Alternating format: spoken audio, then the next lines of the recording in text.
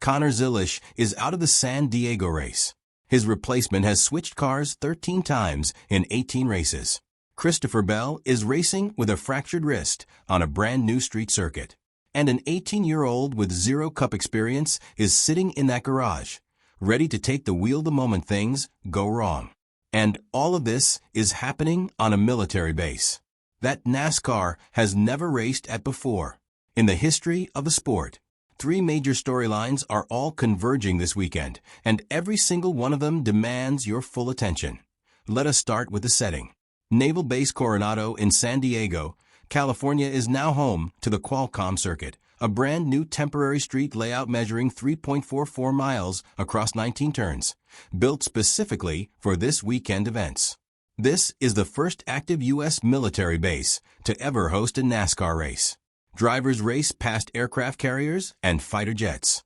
50,000 daily spectators are expected each day, and the entire event is part of the U.S. 250th birthday celebration and a tribute to the Navy. Here is what makes this genuinely unprecedented. Zero historical data exists on this circuit. There are no prior laps from any driver at any level. Every single competitor who showed up to Naval Base Coronado this weekend arrived on completely equal footing. Most tracks carry years of data, setup sheets, and tire degradation models built across hundreds of race weekends. None of that exists here. The weekend opened Friday night with the Truck Series taking the inaugural green flag in the Navy 250, with Lane Riggs leading the championship by 26 points. Jimmie Johnson made his first Truck Series start in 17 years. Jamie McMurray also returned to competition. The Cup Series conducted its only practice session on Friday, a 50-minute window that served as the entire field's introduction to the circuit. Saturday brought the O'Reilly Auto Parts Series, with the United Rentals driven to serve 250 on the CW network at 5 p.m., and Sunday's headliner is the Enduro 250 on Amazon Prime Video at 4 p.m. Now, to what that practice session actually revealed. Not a single driver in the field completed a 10-lap consecutive average during the session. Teams went into Saturday qualifying with no reliable long-run data, no clear picture of tire degradation, and no understanding of how traffic would affect lap times. Kyle Larson, driving the number 5 Hendrick Motorsports Chevrolet, topped the board at 2 minutes and 16.588 seconds and 89.613 miles per hour, becoming the first driver to set a genuine Cup benchmark at Coronado. Todd Gilliland was second, 0.293 seconds back. Ty Gibbs was third, Connor Zilisch fourth, and Carson Kvapil fifth. Shane Van Gisbergen, widely considered the driver most likely to dominate a street circuit, could only manage 8th fastest. Austin Hill, driving the Richard Childress racing car vacated by the late Kyle Busch, was 9th. Championship leader Tyler Reddick ended the session 11th, while Kevin Magnussen, the Danish Formula One veteran making his NASCAR Cup Series debut this weekend, clocked in 29th. Magnussen also made contact with the wall on 2 separate occasions, hitting the right side of his Chevrolet in turn 16, and then the left side in turn 1. He is one of 3 open team entries, alongside 23XI Racing's Corey Heim and Legacy Motor Club's Jimmie Johnson. Despite the difficult practice, Van Gisbergen secured pole position on Saturday with a lap of 2 minutes and 14.788 seconds and entered Sunday as the heavy favorite at minus 160 odds, backed by his record of 7 wins in 14 road course starts in NASCAR. The most pressing story heading into Sunday, however, belongs to Christopher Bell. On June 7th at Michigan International Speedway, on lap 148 of the Firekeepers Casino 400, Chase Elliott lost control and careened into Bell, sending both drivers into the outside retaining safer barrier at high speed. Bell sustained a fractured left wrist. He was evaluated and released from the infield care center, and X-rays back home in North Carolina confirmed the fracture. He was medically cleared for the following weekend at Pocono Raceway and completed all 400 miles. His pain threshold was not the limiting factor. The issue was the injury preventing him from being as quick and aggressive with the steering wheel. His cast was re-wrapped this week after losing shape post-Pocono.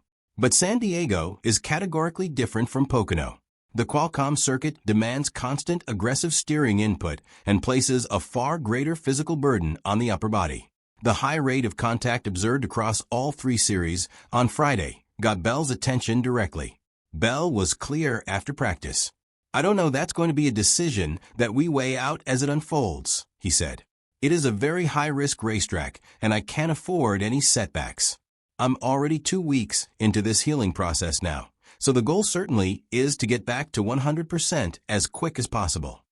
He added, "I really truly hope that we get to come back here because I had a blast out there racing." His primary target is Chicagoland Speedway on July 5th, the return to oval racing after San Diego and Sonoma Raceway. Bell currently sits 10th in the Cup standings, 70 points above the playoff cut line. Under NASCAR rules, he only needs to start the race to receive full credit for the number 20's result on Sunday. Bell's wrist ultimately proved too demanding for the street circuit, and Brent Crews officially made his NASCAR Cup Series debut as the relief driver. Brent Crews turned 18 years old on March 30th and is competing full-time in the O'Reilly Auto Parts Series for Joe Gibbs Racing in the number 19 Toyota GR Supra.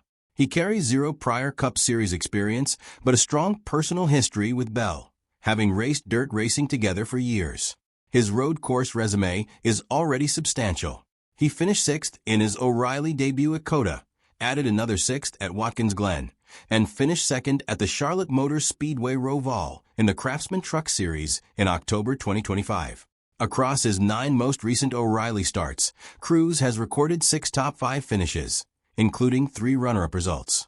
He described his preparation as hours and hours of work, noting, "It's normally just getting me up to speed, not so much them.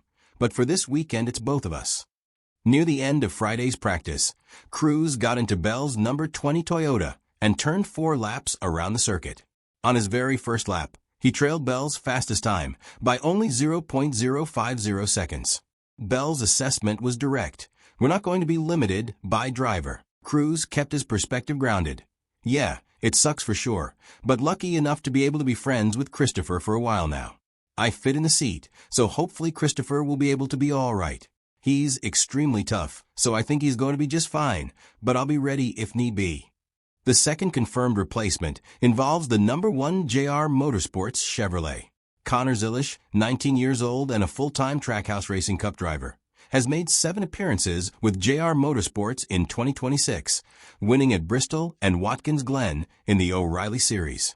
He finished 9th at Pocono last weekend. However, full-time Cup Series drivers are only eligible for Sunday's Cup race at Coronado, since the course is new for everyone and the eligibility rule is structured accordingly. That opens the door for Carson Kvapil, who takes over the number 1 JR Motorsports Chevrolet. Kvapil made a surprise run to the championship as a rookie last year and is still searching for his first career victory. His 2026 season has been defined by extraordinary instability. This weekend marks his 13th car change in 18 races and his 7th consecutive entry switch. He has not run the same car in back-to-back races since April and has swapped teams 6 times this year. Despite all of that disruption, Kvapil sits 7th in the O'Reilly Series standings, 94 points above the postseason cut line, with 9 top 10 finishes including 4 inside the top 5. The Saturday O'Reilly race itself was absolute mayhem. 8 cautions, 2 red flags, a manhole cover that broke free on track, and a 25-car restart pileup that demolished a wall section. Austin Hill ultimately crossed the line 1.1 seconds clear of Taylor Gray to score the inaugural O'Reilly Auto Parts Series win at Naval Base Coronado, driving Kyle Busch's former RCR car. Hill said, "It's extremely special just to finally check that box of getting a road course win." Away from the on-track action, on Thursday, June 18th, the United States Senate passed a bipartisan resolution honoring the late Kyle Busch, sponsored by Democrats Catherine Cortez Masto and Jackie Rosen, alongside Republicans Ted Budd and Tom Tillis. The resolution highlighted 234 wins across all 3 NASCAR National Series, 63 in the Cup Series, 102 in the O'Reilly Series, and 69 in the Truck Series, along with 2 Cup Series championships, 1 O'Reilly Series title, and 19 consecutive seasons with a Cup Series win from 2005 through 2023. The House had previously honored 7-time Cup champion Jimmy Johnson and the late Dale Earnhardt. Kyle Busch now sits in that company. He passed away on May 21st at a Charlotte hospital from bacterial pneumonia and complications with sepsis, with the infection having been present for days to weeks before his death. Brexton Busch recently competed in the summer shootout at Charlotte Motor Speedway, weeks after his father's passing, with Uncle Kurt Busch present to cheer him on. Tom Busch led a ceremonial lap behind the wheel of Kyle's number 51 Legend car at the same event. Samantha Busch shared a deeply personal account on Instagram, describing a rainbow shining directly across Kyle's sandals in the bathroom, nowhere else in the room, and a bird at her church that flew to her, tilted its head, looked directly at her, then hopped around her feet. She wrote that she laid down on his sandals and felt peace. The NASCAR community rallied behind her with an outpouring of support.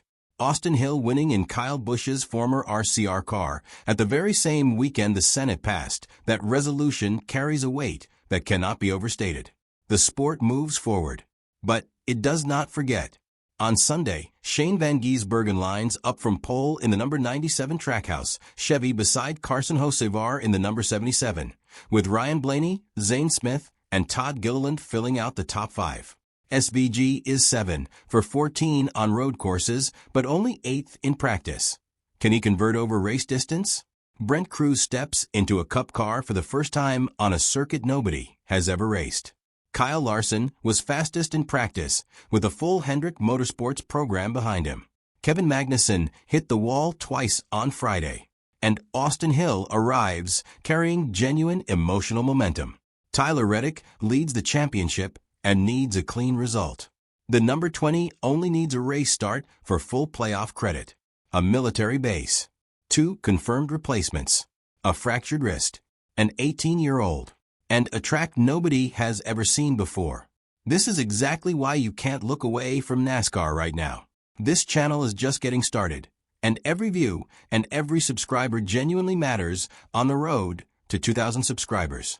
If this breakdown gave you value, please hit the like button and subscribe. Sonoma is next weekend. The Cup playoffs are heating up fast, and these stories will not wait. Do you think SVG runs away with it, or does someone finally dethrone the king of the road courses? Drop your prediction in the comments. Winner gets bragging rights until Sonoma.